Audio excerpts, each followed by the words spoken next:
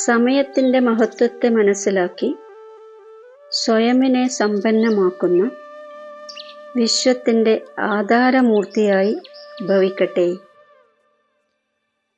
മുഴുവൻ കൽപ്പത്തിലേക്കുള്ള സമ്പാദ്യത്തിൻ്റെയും ശ്രേഷ്ഠ കർമ്മമാകുന്ന ബീജം വിതക്കുന്നതിൻ്റെയും 5000 വർഷങ്ങളിലേക്കുള്ള സംസ്കാരങ്ങളുടെ റെക്കോർഡ് നിറക്കുന്നതിൻ്റെയും വിശ്വകല്യാണം അഥവാ വിശ്വപരിവർത്തനത്തിൻ്റെയും സമയമാണ് ഇപ്പോൾ നടന്നുകൊണ്ടിരിക്കുന്നത്.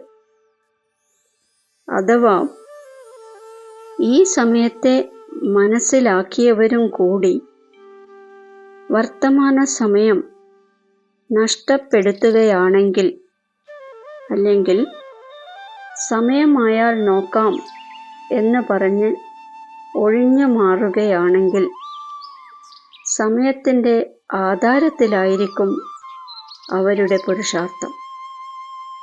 എന്നാൽ വിശ്വത്തിൻ്റെ ആധാരമൂർത്തികളായ ആത്മാക്കൾ യാതൊരു പ്രകാരത്തിലുമുള്ള ആധാരത്തിൽ നടക്കില്ല. അവർ ഒരേയൊരു അവിനാശി ആശ്രയത്തിൻ്റെ ആധാരത്തിൽ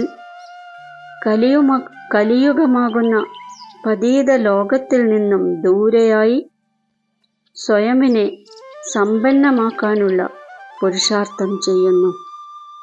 ഓം ശാന്തി.